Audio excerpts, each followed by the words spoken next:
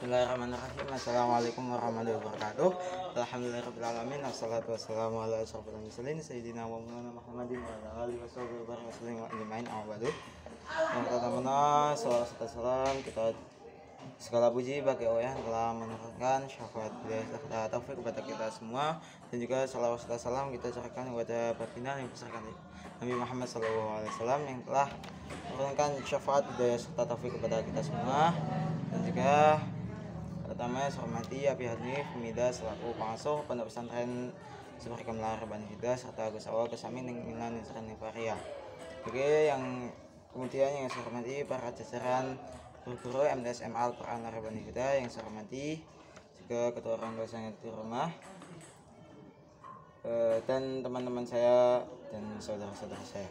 Oke, pada siang hari ini saya akan mempresentasikan tentang perkembangan bunga atau cara berkembang biaknya bunga. Ini ada berapa? Ada 4 cabang lah. Saya 4 cabang. Yang pertama ada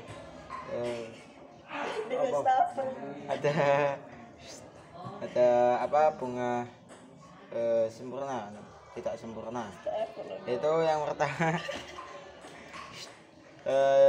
Yang perkembangan yang sempurna, bunga yang sempurna itu adalah bunga yang memiliki 2 alat perkembangbiakan dalam satu bunga. Jadi satu bunga itu ada 2 perkembangbiakan, yaitu benang sari dan putik. Jadi dalam satu bunga ada bunga sari dan putik. Menengok. Kemudian ciri-cirinya itu mahkota bunganya itu terang dan memiliki kelopak bunga dan memiliki nekstar dan benang sari.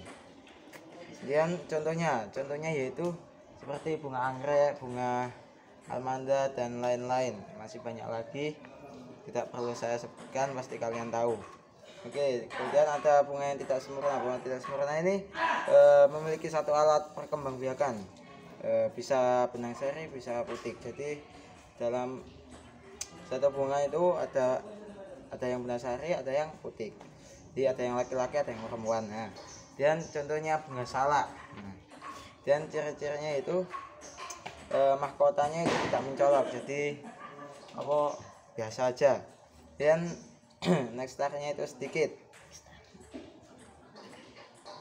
Duduk nekstar bunga itu mana nekstar makanan.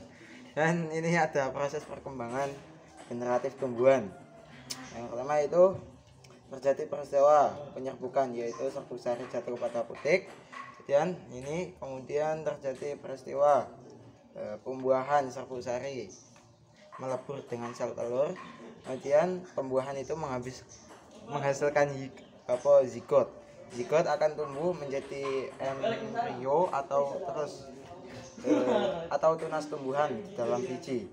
Kemudian biji ini berada di dalam buah, biji yang ditanam akan menjadi tumbuhan. Tumbuhan menjadi tumbuhan baru. Biji yang ditanam akan tumbuh menjadi tumbuhan yang baru. Kemudian tumbuhan baru akan menjadi tumbuhan yang dewasa.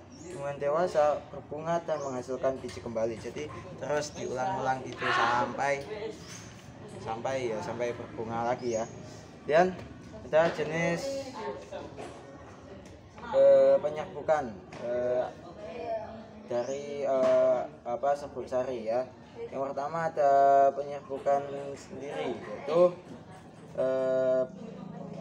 benang sari jatuh ke putik pada bunga yang sama. Jadi satu bunga itu kemudian satu tumbuhan ya. Dan penyerbukan tetangga, yaitu bunga